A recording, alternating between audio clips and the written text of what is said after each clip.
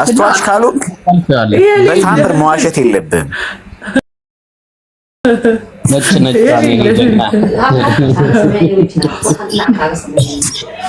ብቻ ሼር የምታደርጉ ሰዎች እናመሰግናለን። ይቅርታ የተወሰነ በጣም ከይቅርታ ጋር ሌላ ጊዜ ልክ እንደምናደርገው እንትናችን ለአራት እናድርገውና ቦክሳችንን መሐመድዬ መልሳችኋለሁ። አራት እንሁንና እናድርገው አይመስላችሁም? ለአራት እናድርገው። እንም አንቺ ትቀይኛለሽ መስለኛል። አንዋር እንደሆነ እታች አስወረድሽኝ ብሎ ሳምንት ነው ብሎክ የሚያጠጣኝ ራሴ አምጥተማ እንዴት ነው ሞት እኮ እንደምትለኝ እኮ አራት እንደዛ አምስት ይቦልከኛል። አጥሩን ያባረረኝ ሁላ ማለት ነው። እሷን እኔ ቦታ አርጋኝ እንደዛ መሆን አይችልም። ነገርየው ወይ እንደዚህ ነገር የሚሆነው መሆን አለበት። ያ ደግሞ ሲሆን ከታች ጥንንጥ ቦክሶች ይሆናሉ። this is fine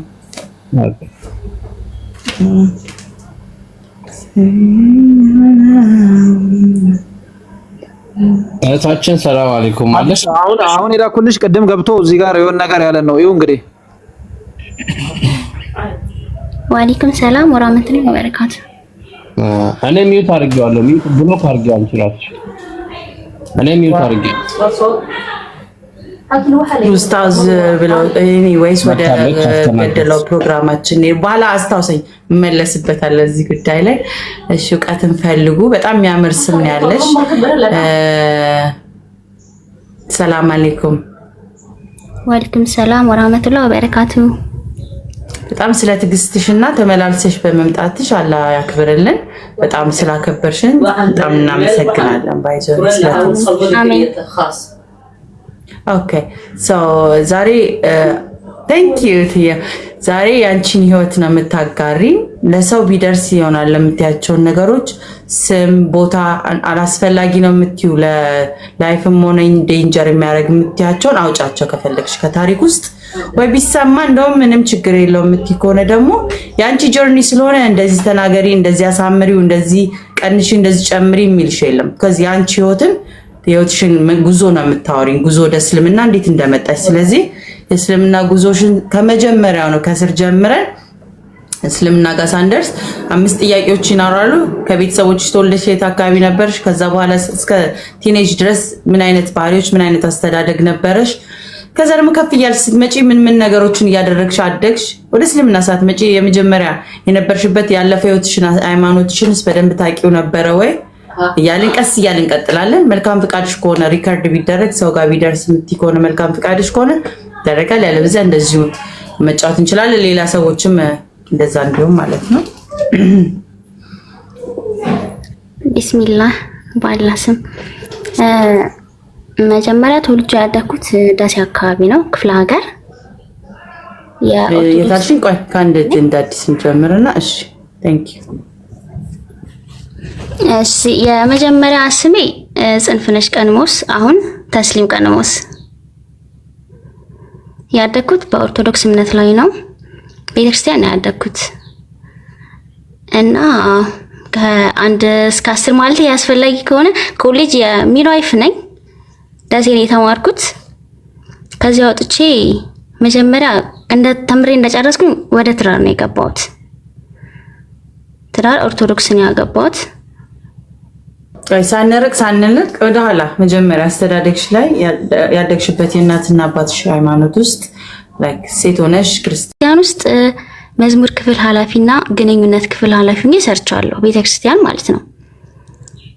ከዚያ ወጥቼ ያው ኮሌጅ ትገባለሽ። ኮሌጅ ደግሞ የግቢ ጉባኤ አባል ነበርኩኝ፣ ማህበረ ቅዱሳን ማለት ነው። እዚያ ውስጥ አሁንም ጸሐፊ የግቢ ጉባኤ ጸሐፊና መዝሙር ክፍል ሆኜ አገልግያለሁ ለ2 ዓመት ማለት ነው። እና በዚያን ሰዓት እስልምናን እውነት ለመናገር እምነት አይመስለኝም። ቤተክርስቲያን ያስተማሩን አላህ የሚባለው መካ መዲና 366 ጣዖታት አሉ። ከነዛ ውስጥ ትልቁ ያ ነው አላህ። እንደዛ የተማርኩትና አማምነው ያን ነው በቃ ጣዖት አምላኪያን ናቸው ብዬ ነበር የማስበው። እውነትንም ማወቅ አልፈልግም። ማለቴ ቁርአን እፈራለሁ፣ መንካት አልፈልግም። ምክንያቱም የሆነ በቃ እንኳን ቁርአን አይደለም መስገጃቸውን ስቲል አልወደውም በቃ እና እንደዛ ያልኩኝ ኖርኩኝ። ያገባዋት ልጅ ደግሞ ቤተክርስቲያን ላይ ብዙ አልነበረም፣ ግን ጎበዝ ነው፣ ስራ በጣም ይወዳል። እና ከዚያ በኋላ ቤተክርስቲያን አልሄድም ምናምን ይለኛል። ጾም አይጾምም፣ ጾም ካልጾምኩ ቁርስ አልሰራልህም፣ ቤተክርስቲያን ካልሄድክ ምናምን እያልኩኝ በጣም ረብሾ ነበርና ግን ከዚያ በኋላ በቃ ስራ ገባውኛ። አጠራ አድርጌ ልንገረው ሌላውን ይቀርና እስልምና ላይ ማተኮር የተሻለ ነው ብዬ አስባለሁ። እና እንደ ልጅ ወልጃለሁ። ከዚያ በኋላ እዚህ ስራ ቦታ ጓደኞቼ ስለ እስልምና በቃ አለባበሴ ደግሞ ወደ ኋላ አልመለስ። አለባበሴ ሱሪ ነው የምለብሰው በፊት ላይ ያለበት ቦታ ደግሞ ሱሪ እንድለብስ አይፈቀድም እዚህ ቦታና እዚሁ ሲሆን ፒጃማ ቀሚስ ምናምን ለብሳለሁ፣ ሺቲ ማለት ነው። ስወጣ ያው ሱሪዎቼን ለብሳለሁኝ። እንደዚህ ያልኩኝ እስልምና ዝም ብሎ የሚስብሽ ነገር አለ እንደ አካባቢሽ ማለት ነው። አለባበሱ፣ ስርዓቱ፣ ጾማቸው፣ ስግደታቸው ስትለምጁ የሚስብሽ ነገር አለ አይደለ? ያ ነገር ይስበኛልና የሆነ ሰዓት ላይ በቃ አላህ ጀዛውን ይክፈል የሆነ ልጅ አለና እናንተ እምነታችሁ ትክክል አይደለም አለው ጓደኛዬ ጋር ሆነ ማለት ነው። ከዛ ትክክል ካልሆነ አስልሙኝ እናንተ ክርስቲያን አድርጉኝ አለ። እሺ ምናምን ብለን ጀመርን እሷ ጋር ሐፊዘል ቁርአን እናንተ ትክክል ከሆናችሁ እኔ ክርስቲያን ሆናለሁ ምናምን አለ። ሄድን በቃ ስትሄጂ የሚስብሽ ነገር አለ እየሳበሽ ትሄጃለሽና ጓደኛዬ ፈራሁኝ ምናምን ብላ ቀረች። እኔ ግን ሄድኩ። ሲሄድ ግን አልሐምዱሊላህ ማለቴ እውነቱ እየገባኝ ሲመጣ መሸሽ ጀመርኩኝ። ትከራከሪያለሽ ግን ለራሴ ግን ሸሸው ጀመረ። በቃ እምነቱ የራሴ ትክክል ነው የኔ ትክክል ነው። በቃ እንደገና ጸብ ከራሴ ጋር በቃ ለብዙ ወራቶች ከራሴ ጋር መጣላት ጀመርኩኝ። ማን በቃ አላምንም፣ በግድ አላምንም የምትይው ራስሽን አላምን። በቃ እስልምናን አላምንም። ትክክለኛው ክርስትና ሃይማኖት ነው፣ ኦርቶዶክስ ሃይማኖት ነው። ጓደኛዬ ደግሞ የልጄ ክርስትና እናት ናት። እና ተራራቅን ማለቴ ለማጥናት አልተመቸኝም። እምነቱን ለማጥናት ስላልተመቸኝ አንድ ቦታ ነው የምንኖረው። ያው ካምፕ በሚኖርበት ጤና ተቋሙ የራሱ መኖሪያ ቤት አለው፣ እዚያ ውስጥ ነው የምንኖረውና ያው ቤተሰብ ነን ሁላችንም። አንድ ተቋም ውስጥ ያለ ነው የጤና ባለሙያዎች ቤተሰብ ነን። እያልን ሄድኩኝ። ከዛ ብቻዬን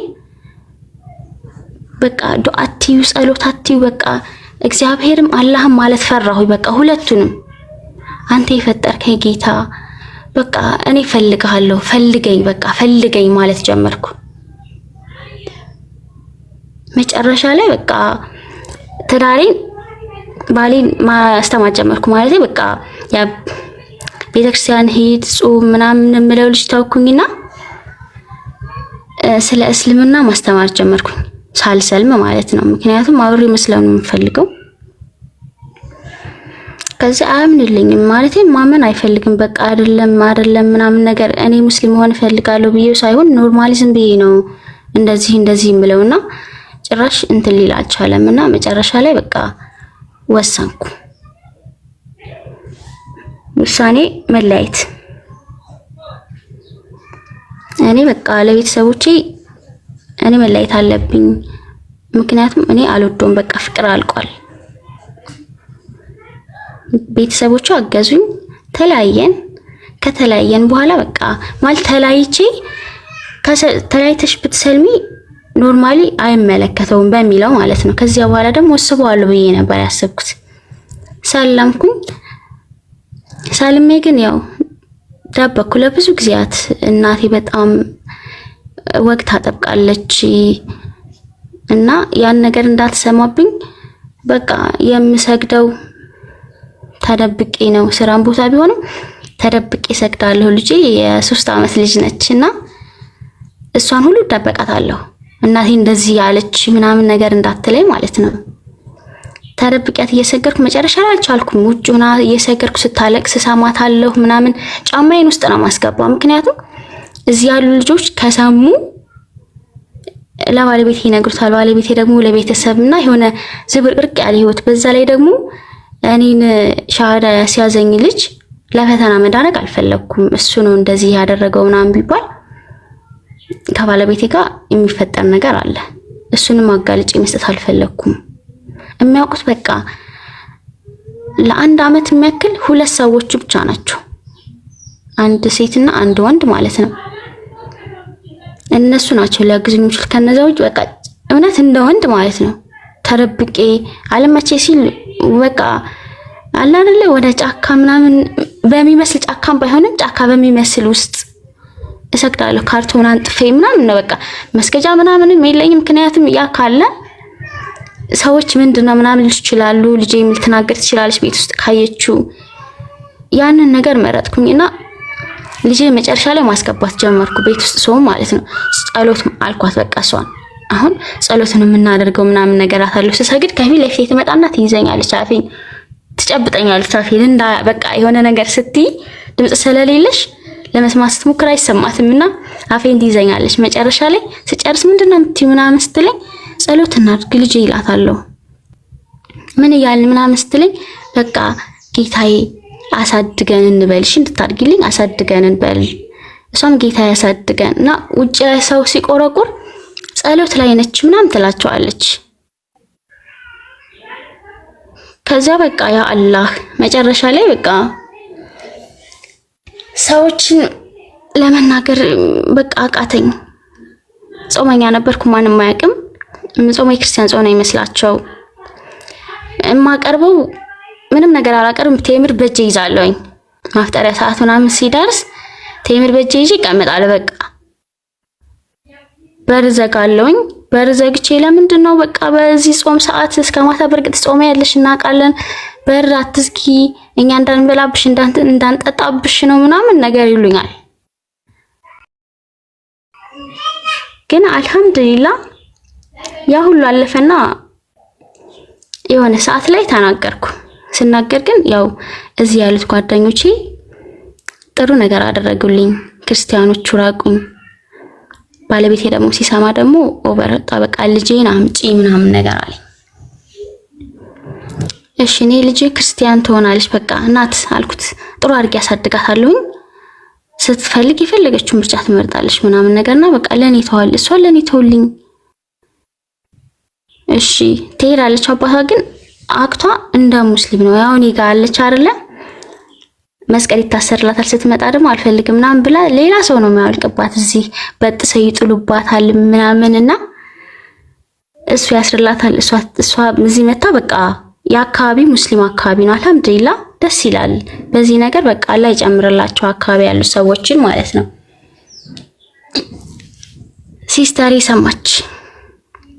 ሲስተር ሰማችና በቃ አለቀሰች። እውነት ሰልመሻል? እርግጠኛ ነኝ ሰልመሻል?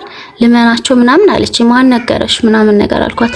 በቃ ለእናቴ ግን አትንገሪብኝ፣ እናቴ አትስማ። እናቴ ከሰማች ከህይወቷ ታስወጣኛለች። ማለት ያው እናት ነች ባትቆርጥም፣ ግን በቃ ናፍቆት የሚባል ነገር አለ። እናቴ አባቴ በህይወት ስለሌለ እናቴ ነች ያሳደገችኝና እንድከፋት አልፈልግም፣ ሀቅም ስላለብኝ ማለት ነው። እሷንም አላህ ይስጣት። ትላንትም ያይቺ ነበረ ገስት ላይ ሆኜና ኢንቦክስ ያደረገችልኝ ነበረ። በዚህ አጋጣሚ መጨረሻው መልእክት አስተላልፍላታለሁ ለሷ ማለት ነው። እናቴን በቃ አሁን ህማማት ላይ ነው የሰማችሁ። ጭራሽ ላናግርሽ አልፈልግም፣ በቃ ልጅ አይደለሽም፣ ብሞት ቀብሬ እንዳትቆሚበት ሞቺ ቀብርሽ አልቆምም። ያ ሁሉ በፊት ላይ ያለው ነገር ሁሉ በቃ እህቴም ቢሆን የተወሰነ ማለት ታናግረኝ ነበር። ከዚህ በኋላ ምንም ነገር እንዳትይኝ፣ እህቴ አይደለሽም፣ ከህይወቴ ውጪ። እናቴም እንደዚህ በቃ ሁሉም ቤተሰብ ያው ምናችንም አይደለሽም ምናምን ነገር አሉ። ግን ደስተኛ ነኝ። በቃ አላህ የሰጠኝ ነገር በቂ ነው። ከበፊት ካለኝ ህይወት ሳነጻጽረው በቃ ቢግ ዲፈረንስ። ምክንያቱም በጣም አወራለሁ፣ እጮሃለሁ፣ ምንም ነገር አይመስለኝም። በቃ አሁን የሆነ መረጋጋት። ሰዎች ሙስሊም ሆኜ እንደ ድሮ ግን አይደለሽም፣ እንደ ድሮ አይደለሽም፣ ምን አዲስ ነገር አለ ምናምን፣ ምንም አዲስ ነገር የለም። እየሰገድኩኝ በጣም ሲያጠብቁኝ እግዚአብሔር ይመስገን አዎ እግዚአብሔር ያውቃል። በቃ ለኔ ውስጤ እግዚአብሔር በቃ አላህ ነው ብዬ ነው በቃ አሳመንኩት። አላህ ነው ያ አላህ ነው እንጂ ኢየሱስ ክርስቶስን አላልኩም። እና እናቴ አንቺ ልጅ ምን ሆነሽ ነው እንደ ድሮሽ እኮ አይደለሽ ምናምን ነገር ቀዝቀዝ ብለሻል፣ እናቴ ቤተክርስቲያን ሄሽ፣ እናቴ እንደዚህ አደረግሽ፣ እናቴ በዓል ደረሰ ምናምን ነበር። ያ ሁሉ ነገር በቃ የለም። ለበዓል ደውላታለሁኝ 2 በዓል ምናምን ያሳለፈችው ያው ከሰለምኩ በኋላ ማለት ነው። እና እንኳን አደረሰሽ ማለት ራሱ ከበደ። በቃ እናቴ በዓል ጥሩ ነው በዓል አሪፍ ያሰለሽ ነው ነይ ስትለኝ ተረኛ ነኝ ዱቲ ተረኛ ነኝ ነው የምላት። በቃ በዓል በመጣ ቁጥር ዱቲ ተረኛ ነኝ፣ በዓል በመጣ ቁጥር ዱቲ ተረኛ ነኝ። እናቴ ያው ድል ያረል ድል ስለሆነ ነው በቃ ምን ላድርግ መሄድ ስላልፈለኩ ነው እናቴ ጋር ማለት ነው። አሁን ላይ ይሄን ነገር ስትሰማ ደግሞ በቃ ልጅ አይደለሽም አለችኝ። ብትለኝ ያው ልጅ ነኝ እናት ናት ምንም ብትለኝም አይከፋኝም። በቃ ትናፍቀኛለች የሆነ አላ ድሮ ከማስብላት በላይ የሆነ እናትነቷ በቃ ሙስሊም ስትሆኚ የሚሰማኝ ስሜት አለ። እውነት በቃ የእናት ሀቅ የሚገባኝ አሁን ላይ ነው። በቃ ምንም ነገር እናቴን ማለት አልፈልግም። እናት ናት። ሁሉም ልጅ እናቱ ልክ እንደሚወደው እኔም እናቴን በጣም እወዳታለሁ። አንዳንዴም ደግሞ ትለይብኛለች፣ ምክንያቱም በጣም ጀግና ነች። ያ ነገር ሁሉ ይረብሻል። እስኪ ጥያቄ ካላችሁ ጠይቁኝ።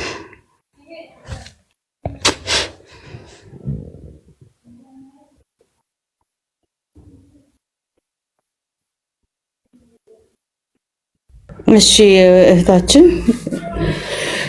በአብዛኛው ታሪክሽን አዳርሰሽ ጨርሰሻል በጣም ደስ በሚል ሁኔታ። ያው ቤዚክሊ ድሮን ሃይማኖትሽን ታቂው ነበር ወይ የሚባለውን ጥያቄን አልመለስሽልኝም። ወደ እስልምናው ነው ብዙን ገብተሽ ሄድሽውና የነበርሽበትን ሃይማኖት ምን ያህል ታቂው ነበረ? አስተምሮቶቹንስ ምን ተቃውመሽ ነው ወደ እስልምና የመጣሽው? እዛኛው ላይ ያልወደድሻቸው ፖይንቶች ምን የገባሽ ነገር ኖሮ ነው? ያልገባሽስ ጥያቄ ምንድን ነበር? እዛ ለነሱስ ለሃይማኖቶቹ አካላት እንዳልሽው በቤተ ክርስቲያን ሴክሬታሪነት የተለያየ ቦታ ሰርተሻል ነገር መሰለኝና እዛ ቦታ ምን ጠይቀሽ ነበር? ምን አስተማሩሽ? ምንም ያገኘሻቸውን ዕውቀቶች ብንማር ነው ለሌሎችም ሰዎች ማዳረስ ካለብን ሙሉ ነጥቦች ለማድረግ ማለት ነው። ሌሎችንም ሰዎች የምጠይቃቸው ጥያቄ ስለነበረ ምንድን ነበረ ጥያቄ? ስንት ዓመትሽ ነው እስከሰለምሽ? ወደ እስልምና ከመጣሽስ ምን ያህል ዓመት ሆነሽ? ምናምን ያልሽ ወደ ኋላ ትንሽ መልሽ። እሺ ቤተክርስቲያን በቃ ኢየሱስ ክርስቶስ ጌታ ነው፣ ተሰቀለ ተነሳ የሚለው ነገር እስቲ ይረብሽኛል። የሥላሴ አንድነትና ሶስትነታቸው እነሱ ግራ ይገቡኛል። እዛ ውስጥ ያለሽ ራሱ አንዳንዴ የሆነ እንድታምኝ የሚያደርግሽ ነገር አለ አይደለ? በቃ እውነቱን ውሸቱን ሳይገባሽ አዎ ሥላሴ አንድም ሶስትም ናቸው፣ አንድነታቸው ሶስትነታቸው በምን ይገለጣል ምናምን ስትይ የሚያስተምርሽ ነገር አለና ያንን ተቀብለሽ ትኖሪያለሽ። ከዚያ ደግሞ ስዕላት፣ አሁን ስዕላት አሉ የነሱ ስዕላት እንዴት በቃ ሚካኤል ይሳላል፣ ገብርኤል ይሳላል። ስለዚህ ለዛ እንሰግዳለን አይደል? ሁላችንም ከክርስትና በተለይ ኦርቶዶክስ ላይ ስዕላትን በቃ የእውነት ተንከባክበን ቤተክርስቲያን ስንሄድ እኔ ስዕል አድኖ በነጠላይ ነው የምጠርገው ካለይ ፍቅር የተነሳ ማለት ነው። እና ያለይ ክብር ነው በቃ አለ አይደለ? የእውነት አሁን ላይ ሆኜ የሆነ ጌታን እረስቸው ነበር እንደ ያኔ እንዴት ወደዚህ ግን ሳበኝ፣ እንዴት ወደዚህ ግን አመጣኝ ምናምን በያስባለሁኝ። እና በቃ ያኔ ሳበኝ እውነት ጌታ አይደለም፣ በቃ ኢየሱስ ክርስቶስ ጌታ አይደለም።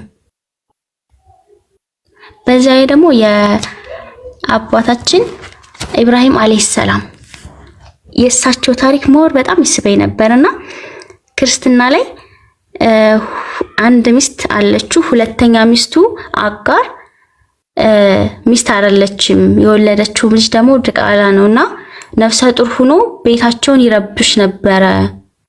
ያን ነው የተማርኩት። አው አጋር ሳራ ፈቀደችለት ወደ አብርሃም ወደ አጋር እንድገባ ፈቀደችለት። ከተረገዘ በኋላ እኮ የአብርሃም ቤት ተበጠበጠ ተብዬ ነው የተማርኩት። ከዛ ኢስማኤል ላይ የተረገዘው ምናምን ነገርና እንዴት አሁን ነቢያትን የሚጠብቃቸው እግዚአብሔር ከሆነ ስለዚህ እንዴት አብርሃም እንዴት ድቃላ ይወልዳል? ስለዚህ ከቤት አባረራቸው ከቤት ተባረሩ ብሎ ታሪካቸውን ጥፍት ነው ያደረጉት። ግን የረሱል ሰለላሁ ዐለይሂ ወሰለም ዘር ከዛ መምጣታቸውን የእውነት ነው በቃ ባላ ይሁንብኝ አላቅም። አሁን ያወቅኩት እስማኤል ዐለይሂ ሰላም ታሪካቸው ያልተነሳው እኔ እንደተማርኩት በቃ እስማኤል ዐለይሂ ሰላም ከተነሱ ረሱል ይነሳሉ። ያን ታሪክ ለማጥፋት እንዴት በዚህ ልክ? ስለዚህ ነቢያትን የሚጠብቃቸው እግዚአብሔር ከሆነ እንዴት እንደዚህ አይነት ነገር ያደርጋሉ? ስለዚህ ይሄ ለኔ ፎልስ ነው። ስለዚህ አንድ ነገር አገኘሁኝ እዚህ ላይ ማለት ነው። ከዚያ ደግሞ ጌታ ተወለደ። ተረግዞ ሴት ነበረ። ተረግዞ ጌታ አይደለም እንዴ? ከተረገዘ እንዴት ጌታ ከሆነ ተረግዞም ጌታ ነው። ሲረገዝ ምድር ማን ነው የጠበቃት? አይደለም 9 ወር ከ5 ቀን አይደለም ለደቂቃ አላህኛን ከተውን የምንሆነውን አላህ ነው የሚያውቀው። ያ ነገር እሺ ተሰቀለ 3 ቀን 3 መዓልት 3 ሌሊት እነዛ ነገሮች እንዴት ሊሆን ይችላል ይሄ ነገር? ስለዚህ ሲሰቀል ሲሞት ምድር ምን ነበረች? ምድር ሰማያት ከዋክብት ረግፈዋል፣ ሰማያት ደም ለብሰዋል፣ ከሁለት ዛፎች ከሁለት ቅጠሎች በስተቀር ሁሉም ረግፈዋል ምናምን ነገር። የዛን ሰዓት ዲነል እስላም የለም ነበር እንዴ? በቃ ሁሉም ነገር የሆነ ጥያቄ ይሆንብኛል። ከዛ እዚህ ጋር ደግሞ ስመጣ ደግሞ በቃ አንድ አላህ ሱብሃን አላህ እንዴት አላምነውም? እንዴት አልቀበለውም? ፈልጌው ወድጄው ነው የመጣሁትና ቁርአንን ክርስቲያን ሆኜ ማንበብ ጀመርኩ። ቁርአን ጋር የተረዳሁት ነገር ቁርአን ህግ ነው፣ መጽሐፍ ቅዱስ ደግሞ ታሪክ ነው። ይሄን ብዙ ሰዎችም ይሉታል። እኔ ግን ሰዎች ባሉ ሳይሆን አንብቤ በተረዳሁት ነው። በቃ ይሄን አድርግ፣ በምድር ላይ ስንኖር ይሄን ማድረግ እንዳለብን እነዚህ ስራዎቻችን ናቸው እዛ ተከትለው ነው የሚሄዱትና ቁርአን ላይ የተቀመጡት እኛ የምናደርጋቸው ስራዎቻችን ናቸው። መጽሐፍ ቅዱስ ላይ ያለው ታሪክ እኮ ኪታብ ላይ ያለ ያ ተቀነጫጭቦ ምንም ብለው ቢሆን ከኋላ ምናምን ስናያቸው ነቢያት በዲነል እስላም ያለፉ ናቸው። ግማሾቹ መጽሐፍ ቅዱስ ላይ ያልተጻፉ አሉ፣ ዲነል እስላም ያከበራቸው ነቢያቶች አሉ መጽሐፍ ቅዱስ ላይ የሌሉ ማለት ነውና ያ ነው እኔን ይበልጥ ይሳበኝ።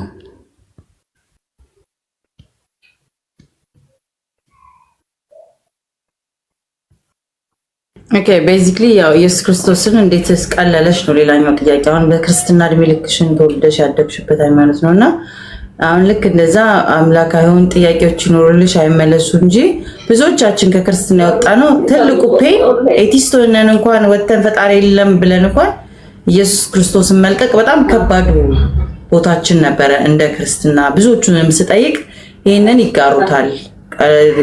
ኢቭን ሰልሞ ረጅም ጊዜ የሚከብዳቸው ነገር ያ ነበር። ከዚህ ያደጉበት በድግግሞሽ ጭንቅላት ደግሞ በጣም ፒውር በሆነበት ከ7 ዓመት ባለበት እድሜ ላይ ስንማረው የነበረው ያንን ስለሆነ ጭንቅላታችን እንደራሱ ያድርጎ ስለሚወስደው እንዴት ቀለለሽ እሱን ነገር መልቀቁ የቀለለኝ ኢሳ አለይሂ ሰላምን ቁርአን ነው እንደው ይበልጥ ያከበራቸው። በቃ የሚገባቸውን ቦታ ነው የሰጣቸው። መጽሐፍ ቅዱስ ላይ የእውነት በቃ ተሰቀለ። በርግጥ ከባድ ነው አዲስ በጣም ይከብዳል ማለት እውነት በቃ ክርስትና ሃይማኖት እውነት በሆነ ብዬ ተመኝቻለሁ። እውነት ነው በላይ ጌታ እውነት ነው። በቃ እኔ ከክርስትና ሃይማኖት መውጣት አልፈልግም። ያለውበት ሃይማኖት እውነት ነው። ለራሴ ራሱ የሆነ የግል ሃይማኖት አለ አይደለ? በቃ ስዕል የለም ስዕል በቃ ከዚህ በኋላ ስዕል እኔ ጋር የለም ብዬ ስዕሎችን አስወገድኩ ክርስቲያኑ ነኝ ማለት ነው። ስለዚህ አንዱ ጌታ በቃ ኢየሱስ ክርስቶስ ጌታ ነው ብዬ ለራሴ አመንኩኝ። ስዕል የለም በቃ ለኛ ተሰቅሎልናል፣ ድህነትን ሰጥቶናል። በቃ ይሄ ድህነትን ሰጥቶናል፣ ድኛለሁኝ ብዬ አመንኩኝ። አዎ ክርስቲያን ነኝ። ስዕል ግን የለም። ቅዱሳን አሁን ገዳማት እንደዚህ አባቶች ቅዱሳን አባቶች አሉ አይደለ? እነሱም የሆነ የራሳቸው ታሪክ አላቸው። አሁን እንደዚህ ደሴ ላይ ምናምን ብንሄድ ንጉስ ሚካኤል ከኋላ የነበራቸው ታሪክ አለና በክርስትና ሃይማኖት ጥሩ ነገራቸውን እኔ ሰምቼ ነው ያደኩትና ታሪክ ላይ ደግሞ ስትሰሚ ደግሞ በእስልምና ሃይማኖት ብዙ ደሴ ላይ ያለቃሉ በአፄ ዮሐንስ ዘመን ማለት ነው። እነዛ እልፍ በቃ ወሎ ላይ በጣም ተጨፍጭፈዋል፣ በግፍ ነው የተገደሉት። ያን ነገር እንደዚህ ገደሉ ምናምን በጭራሽ ተብለን ቤተክርስቲያን አልተማርንም። ታሪክ ግን ይሄን ነገር ግን ታሪክ አይረሳም። ስለዚህ እነዛ በቃ በራሳቸው ያደረጉትን በንግስና ዘመናቸው ጥሩ ጥሩ ያደረጉትን ነገር ይጻፍና ቅዱሳን ናቸው ምናምን ተብሎ ይቀመጣል። ስለዚህ ያንን አምነን ተቀብለን አዎ ቅዱስ ናቸው ምናምን እያለን እንኖራለን። ግን ታሪክ አይረሳም ይሄን ነገር እና መልቀቅ እኔ ይዤው ነው የመጣሁት ነው ያልኩት። በቃ ኢየሱስ ክርስቶስ ጌታ አይደለም ነብይ ነው። ግን ነብይነቱን ይበልጥ አለ አይደለ ለድንግል ማርያም ፎቶዋን ምናምን ነገር እንደዚህ ስዕል አይቼ ማለት ነው ድንግል ማርያም ልክ እንደምትሰማኝ ማለት ነው ይሄ አንቺ አይደለሽም፣ ይሄ አንቺ አይደለሽም፣ ይሄ አንቺን አይወክልም፣ አንቺ ንጽሕት ነሽ፣ ቅድስት ነሽ፣ ይሄን አምናለሁኝ፣ አንቺ የሚገባሽ ይሄ አይደለም፣ በስዕል አማልጂኝ ብለን በቃ እመቤቴ አንቺ ታውቂያለሽ፣ ድንግል ማርያም አንቺ ታውቂያለሽ ብለን ተስለን ምናምን ብለን ነው ከቤት የምንወጣው። የመንገዴ መሪ ፋናዋጊ ምናምን እያልናት እናወራታለን ማለት ልክ እንደምትሰማ ማለት ነው። ይሄ አንቺ አይደለሽም፣ እስካሁን ላደረኩት ነገር በቃ ይቅርታ። ሁሉንም በቃ መላእክቶችንም ስዕላቸውን አይና የቅዱስ ገብርኤል ክንፍ ከአድማስ እስከ አድማስ ይሞላል። በዚህ በጠባብ ወረቀት ተስሎ እንዴት ነው ያንተ ስዕል እዚህ ጋር ይተሳል? እንዴት ነው መንፈስ ሊሳል የሚችለው? መንፈስ ነው አይታዩም ከተባለ በስዕል እንዴት ይሄ ነገር እና ከዚህ አንፃር እኔ መውጣት ቢከብደኝም ከብዙ ቆይታ በኋላ ነው የወጣሁት። እኔ ቆይቻለሁ እዛ ውስጥ አንደኛ ትዳር የሚባለው ነገርም ስላለ አብሬ መምጣትም ስለፈለኩኝ ያን ነገር ለማስኬድ የተወሰኑ ነገሮችን ግልጽ አድርጌ አላወራም። በቃ እንደዚህ እኮ ይላል እና እንዴት ነው ከልጅ ልጅ ተወልጄ ሙቼ ተነስቼ ምናምን የሚል ነገር ግን ታነባለህ ምናምን ነገር እስልምና ላይ እኮ እንደዚህ ነገር ይላሉ፣ ግን በደንብ እናንብበው ምናምን እለዋለሁኝ። እሱን በደንብ እንየው ምናምን ጭራሽ አልፈለገም። ስለዚህ እኔ ዲነል እስላም መረጥኩኝ። አልወጣሁም፣ ይዤው ነው የመጣሁት። በቃ ነብይ ነው ብዬ ለራሴ ነገርኩት፣ ይዤው መጣሁኝ። ሁሉንም መላእክቶችንም ድንግል ማርያምንም ይዣት ነው የመጣሁት። ይበልጥ አከበርኳቸው። ድሮ ከነበረበት በቃ የሚገባቸውን ቦታ ሰጥቼ አከበርኳቸው።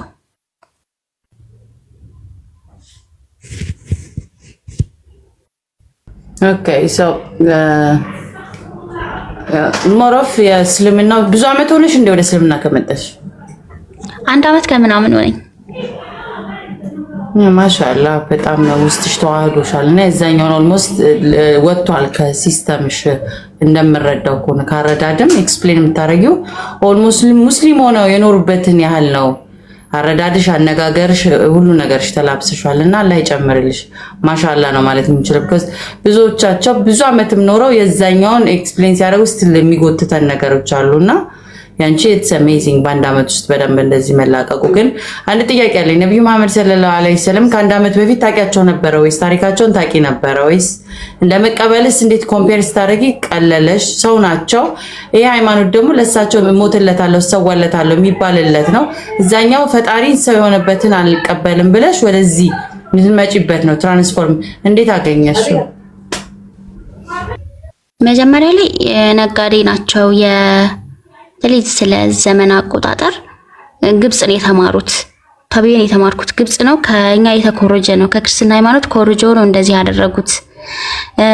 ያንን ደግሞ ጣዖታት እንዳመልኩ ያደረጉት ደግሞ ነብዩ መሐመድ ናቸው።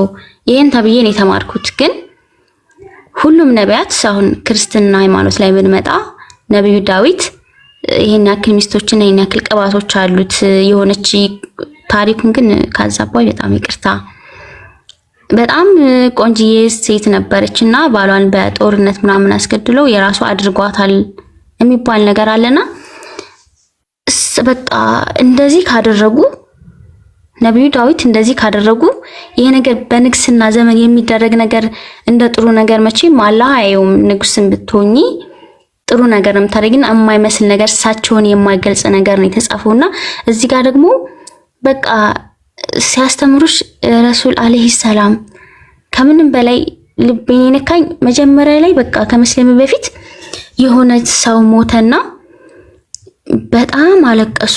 ካፊር ነው አይሁድን ካፊሩን አለቀሱ። ለምንድን ነው ታለቅሱት? ያ በቃ ረሱል ለምንድን ታለቅሳለሁ? እሱ እኮ ከሃዲ ነው ምናምን ሲባሉ ዳዕዋ ስላላደረኩለት እኮ ነው። በቃ ሳይሞት በፊት ዳዕዋ አድርጌለት በነበር አድርገውለትም እኮ ሊሆን ይችላል እዝነታቸው። ከዛ ደግሞ ወደፊት የሚመጣ ኡመ ናፈቀኝ አላል እዝነታቸውና ደግሞ ሙስሊም ላይ ተግባር ላይ ማሻአላህ ይሄን በጣም አደንቅ ነበር። አንደኛ በጣም የማደንቅበት ነገር አለባበስ አደንቃለሁ። በጣም ደግሞ ልብሽን የሚነካ ደግሞ የቲም በጣም ይንከባከባል። በቃ እስልምና በቃ ሙስሊም እንደዚህ ነው፣ ሙስሊም እንደዚህ ይገላል፣ ሙስሊም እንደዚህ ያደርጋል ከተባለ የእሳቸውን ፈለግ ተከትሎ የሚኖር ሙስሊም የቲምን ከተንከባከበ የሰው ሀቅ እንዳትነካ። ስለዚህ ሐራም አደረገ። ግን ክርስትና ላይ ግን የቲም ነሽ ምናምን የሚባል ነገር የለም። በደንብ አርገሽ ከሞት በኋላ ተስካር ስታወጪ ለቄሶች በደንብ አርገሽ ትሰሪያለሽ። እንደውም ካልተዘጋጀልሽ ጥሩ አይነት ቅዳሴ ሰዓታት ምናምን ላይ ቆምላችሁ ይችላል፣ ደሃ ከሆንሽ ማለት ነው። ግን ሀብታም ምናምን ከሆንሽ ግን ጥሩ ነገር ተዘጋጅቶ በቃ የሚመጣው ሰው ራሱ እንደዛ ነው።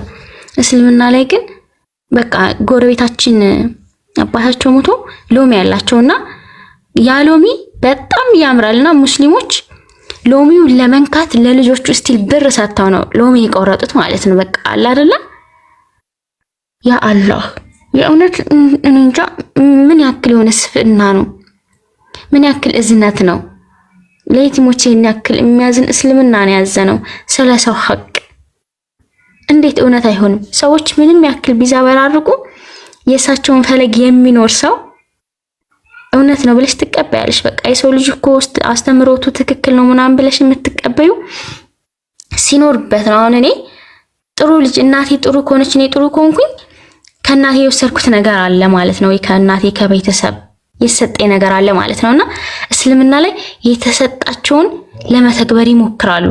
እኔ ክርስትና ላይ ይሄን ይላል ምናምን ለማለት አይደለም፣ ግን ሰው የሚያደርገውን ነገር ነው እዚህ ጋር የተናገርኩ ያለሁትና በዚህ ማሻአላህ በቃ እስልምና ወላሂ ደስ ይላል። እውነት ነው፣ በቃ እውነት ነው ተግባሩ ራሱ እና ቅዱስ ቁርአንን ሳነብ ደግሞ እንደዚህ በላቸው እንደዚህ አረግናቸው ምናምን ሲል ግራ ይገባኝና ሂጄ እጠይቃለሁ። እንደዚህ ያለው ግን ምንድነው አልናቸው አረግናቸው እና ማን ናቸው? ስለዚህ አንድም ሶስትም ናቸው ምናምን ብዬ ደግሞ እዛ ጋር አመንኩኝ። ከዛ ደግሞ ሌላ ደግሞ ዳዋ ምናምን ስሰማ ደግሞ አብርሃም ቤት የገቡት ወደ ሎጥ የሄዱትን ክርስትና ላይ ሶስቱ ስላሶች ናቸው የተባለው፣ እዛ ላይ ደግሞ መላእክት ናቸው። ምንም በቃ እውነቱ እዚህ ጋር አለ። አላህ ራሱን ሲያከብር ነው እንደዚህ አደረግናቸው፣ እንደዚህ አድርግ ያሉት ደግሞ ረሱልን ነው። እንደዚህ አደረግናቸው እንደዚህ አልናቸው ሲል አላህ ራሱን ሲያገዝፍ ነው፣ ራሱን ሲያከብር ነው። እና ያው ተረዳውኝ። አላህ ደግሞ ሲያግዝሽ ነው በቃ።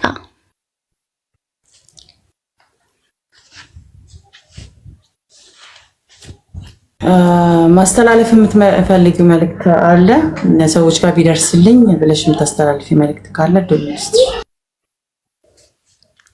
እሺ መጀመሪያ ለሰዎች ቢደርስልኝ ምለው ለሙስሊሞች ዳዋ ላይ የምትሰሩ ሙስሊሞች ማሻአላህ አላህ ይጨምርላችሁ።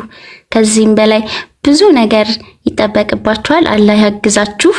የትም ቦታ ለመድረስ ሞክሩ። ከየትም ተነሱ። የሰው ልጅ ከምንም ተነስቶ ብዙ ቦታ መድረስ ይችላልና አላህ ያበርታችሁ። በዛ ላይ ደግሞ ለእህቴ ታናሽቴ በጣም በቃ ካለሽ ልትኖር ትችላለሽ። ትላንት ነበረች። በጣም ወድሻለሁ። በጣም ይበልጥ የምር አሁን ባላገኝሽም ባንገናኝም የቤተሰብ ክብር የቤተሰብ ፍቅር በጣም እስልምና አስተምሮኛልና ሁሌም ትላንትም እንደምወድሽ በቃ ዛሬም ወድሻለሁ እናቴ፣ የኔ ውድ እናት በጣም ወድሻለሁ እናቴ። በቃ ሁላችሁም ዱአ አድርጉልኝ። እናቴ ትንሽ በባሏ ደረቅ ያለች ነችና መስማትና መረዳት ምናምን ነገር በቃ እኔ ነኝ ማቀው ነው የምትለለኛ ማለት ነው። ሁሌም ለኛ በቃ እኛ ህፃን ነን ለእናቴ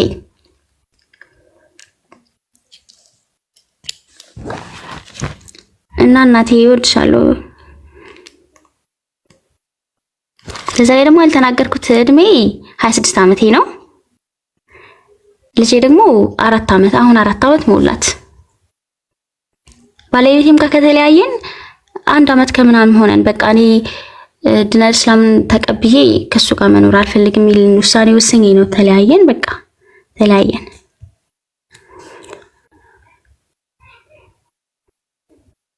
እሺ 2 ደቂቃ ወሰጂና ምናልባት ሰምታችኋል የሚባል ሁሉ ጊዜ መልእክት እንዲያስተላልፉልኝ የምፈልገው ሰለምቴዎች አፍ ምናልባት ከሆነ ብለሽ ላልሰሙት እስልምናን ሰምቶ ለማያውቅ ሰው 2 ደቂቃ ወሰጂና አነስ ያለም ሊሆን ይችላል አጠር ባለ መልኩ ሰምታችኋል የሚል መልእክትሽን ማስተላለፍ ትችላለሽ። እሺ አንብቡ ነው የምለው። ሰምታችኋል የሚለውን አትዝጉት፣ ልባችሁን አትዝጉት። ማለቴ ማንበብና ማወቅ እምነትን እንደመቀየር አይደለም። ውሳኔ በኋላ ነው፣ ካወቁ በኋላ ስለሆነ ውሳኔ አውቃችሁት ወስናችሁ ኑሩ። ቁርአንን አትፍሩት፣ ሐዲስን አትፍሩ። አንብቡት፣ እዩት፣ አዳምጡት። ካዳመጣችሁ በኋላ ባላችሁበት መኖር ትችላላችሁ። ማወቅ ትልቅ ሰው ያደርጋል። ሁሉም ጋለና አንብቡ ነው የምለው። በቃ አንብቡ፣ በደንብ አንብቡ። ደግሞ ለሰለምቴ እህቶቻችን ማለት መልእክት ማለት ነው።